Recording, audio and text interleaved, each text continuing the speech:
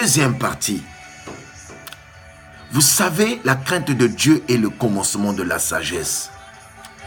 Beaucoup de gens se trompent. Quand vous jetez les 10 commandements, vous êtes dans le chaos.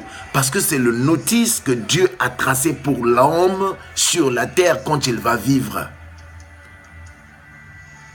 Si tu trouves que ton faiblesse c'est les femmes, trouve-toi une femme, marie-toi mon frère. Tu es dans l'œuvre de Dieu, tu es chrétien, tu es croyant, tu es spirituel. Respecte les 10 commandements. Dieu va te regarder. C'est le livre qui va s'ouvrir de Genèse à Apocalypse. Tu es escroc, arrête d'être escroc, repens-toi. Tu es voleur, arrête d'être voleur, repens-toi. Parce qu'il n'y a que la repentance qui peut sauver l'homme.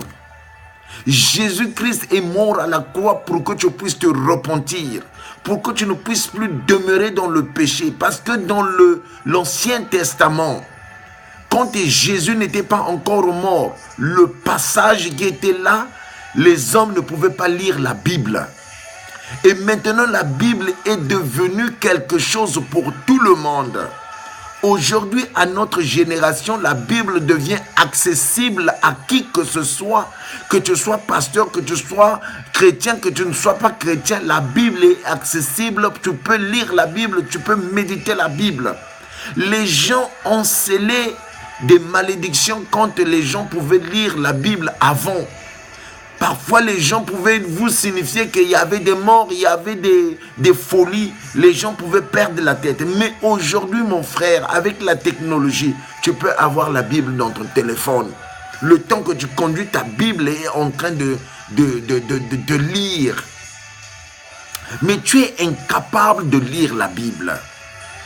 Tu attends que ton pasteur puisse te lire la Bible le dimanche et peut-être le mercredi dans l'assemblée de l'enseignement biblique. Mon frère, n'attends pas ton pasteur, n'attends pas ta femme, n'attends personne pour que tu lises la Bible. Il faut lire la Bible toi-même. Voilà que vous voyez aujourd'hui, il y a des gens qui vous font nourrir des repas qui ne sont pas bien cuits.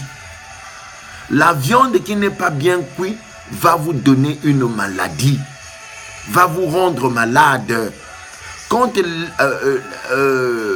le repas n'est pas bien cuit, il cause des problèmes aux gens.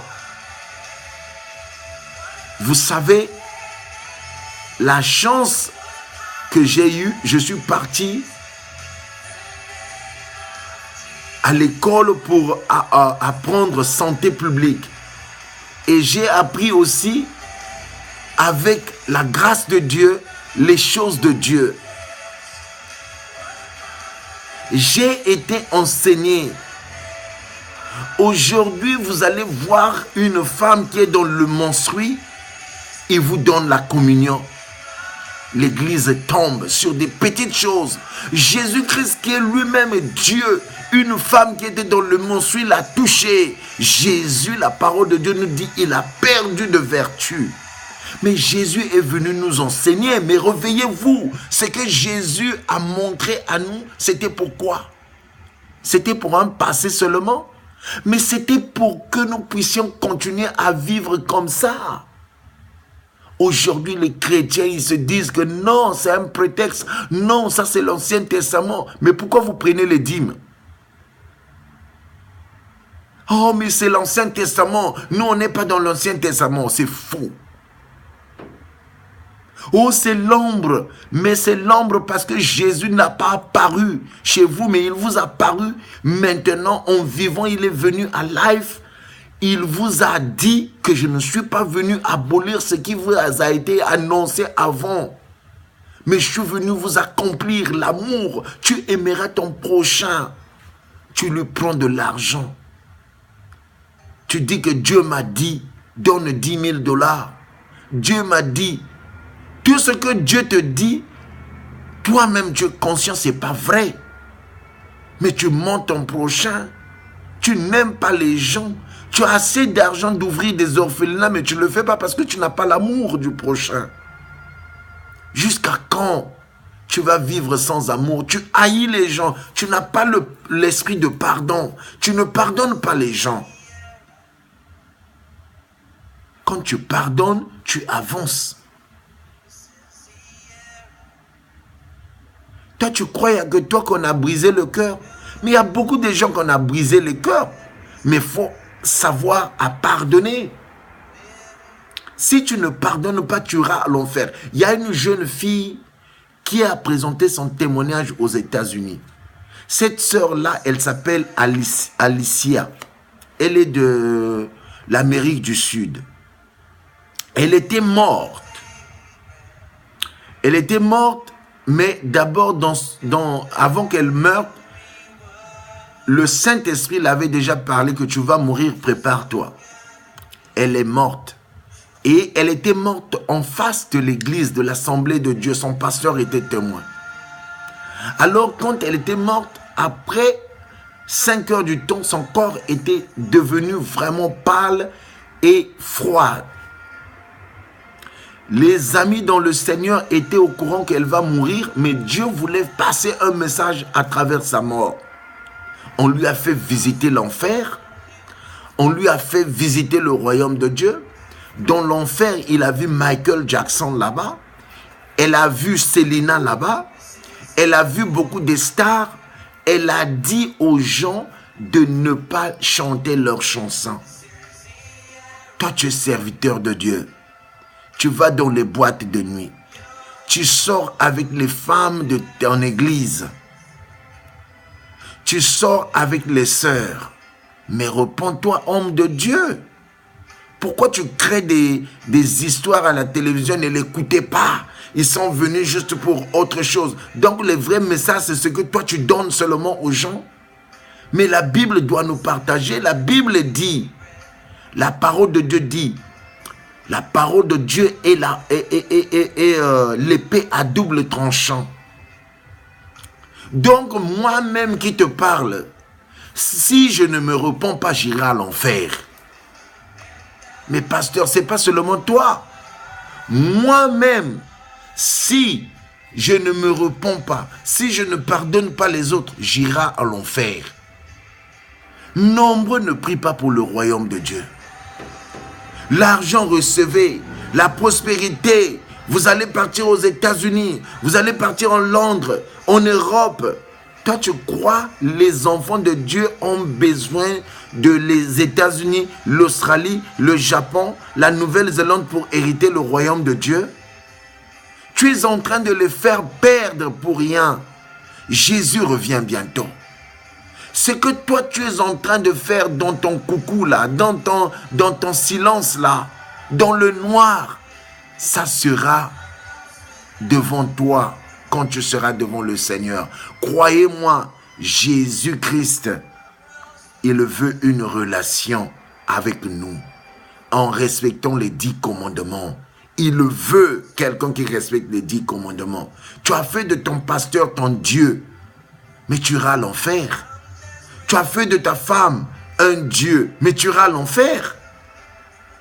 Les 10 commandements, Exode 20, 1 à 17. Tu crois qu'un homme charnel, un homme qui est sur terre, un homme qui a des sangs de veine, peut être un Dieu pour toi. Mais c'est de l'idolâtrie. Tu vas aller t'agenouiller devant une statuette, un statue, croyant que ça c'est Dieu. Mais regarde au ciel, le ciel est stagné sans béton, sans pilier. Tu crois que Dieu peut manger le mfumbu? Tu crois que le Dieu là, celui que tu élèves, on a vu des pasteurs au Nigeria, on leurs a mis à l'épaule. Moussali Nanzambe, celui qui est fort, celui le redoutable, c'est de l'abomination. Vous irez à l'enfer. Ces gens-là, la majorité, ils ont aussi, eux-mêmes, ils ne comprennent pas qu'est-ce qui se passe. Jésus revient bientôt. Nombreux n'ont pas eu de songes. Nombreux n'ont pas eu de révélation. Mais vous, vous croyez que c'est des dieux. Nous, en lingala, on dit Kota nandako oyeba esika ndako etandaka. Rentre dans une maison, tu verras comment la maison sointe. Quand il pleut, l'eau rentre. Toi, tu crois un Dieu en dehors de Jésus-Christ qui est ressuscité, qui a marché sur les eaux, qui a parlé au vent. Alléluia. Lui seul seulement. Il n'y a point d'autre Dieu en dehors de Jésus-Christ. Le nom de Nkouka ne peut jamais sauver. Pasteur Nkouka ne peut jamais sauver. Pasteur Johnson, tu ne pourras jamais sauver les gens. C'est Jésus qui sauve. Le mystère caché, la manne cachée, c'est Jésus-Christ. Quand un homme prend la gloire sur lui-même pour croire que c'est lui qui fait des choses. Vous avez vu, je l'ai affecté. Vous avez vu, j'ai changé sa vie. Vous avez vu, j'ai prié. Mon frère, toi tu as créé quoi depuis que tu es en vie? Le souffle de vie là que tu as, c'est Jésus qui t'a donné ça, qui t'a emprunté ça. Arrêtons de frapper la poitrine que c'est toi. Toi-même, tu sais que tu n'as... Tes enfants, même dans tes familles là, il y a des gens qui souffrent. Il y a des gens qui ont des problèmes.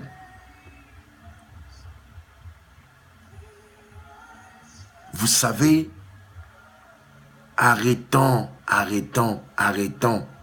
de faire des cinémas.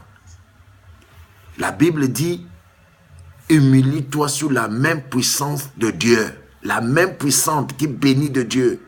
C'est ça, nous tous, nous regardons.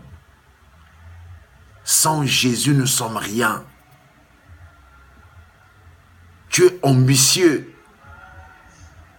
C'est bien d'avoir une vie bien. Tu t'habilles des costumes bien, des chemises bien, mais on peut rester humble. Ça, c'est rien, c'est vanité de vanité. Les voitures que tu as en masse. Il y a un pasteur là aux États-Unis. Il a acheté un jet. Mais quand il y a eu l'eau au Texas, il n'est pas parti. Il y a Joe Austin, une grande église. Les gens sont partis là-bas pour trouver l'espace pour dormir. Il n'a pas ouvert sa porte aux gens. Mais pourtant, avant, c'était un stade que les gens pouvaient être. Tout ce qu'on dit, c'est bien. Les églises, on peut avoir des grandes églises, c'est bien. Mais ayons la compassion, les amis. Ayons l'amour. N'est-ce pas Jésus nous enseignait de l'homme riche avec Lazare? Il est parti à l'enfer, mais Lazare était avec le père Abraham. Mais qu'est-ce que nous croyons là? Qu'est-ce qui se passe? Donc tout ce que Jésus a dit, c'est en vain. Mais si je n'ai pas l'amour, je peux beau brûler mon corps. Mais si je n'ai pas la charité, c'est vanité. Toi, tu as de l'argent, mais tu ne peux pas aider les pauvres. Mais dans le livre de Matthieu, dit quoi? En fait, en réalité, Jésus veut nous dire, Jésus n'a même pas parlé des dîmes. Il n'a pas parlé rien en dehors de ça, de l'argent. Il a dit, quand vous faites à cela, c'est à moi que vous le faites. Quand vous faites du bien à cet homme de Dieu-là, c'est à moi que vous le faites. Quand vous faites du bien à ce pauvre-là, c'est à moi que vous le faites. Mais je ne prends pas la gloire. Je suis qu'un simple serviteur que Jésus a choisi. Il peut me balayer en clin d'œil. Arrêtons de prendre la gloire. C'est lui qui doit être glorifié. Il y a une troisième partie. Que Dieu vous bénisse. Fuyons l'impudicité. Fuyons les choses vaines de ce monde. Jésus-Christ revient bientôt.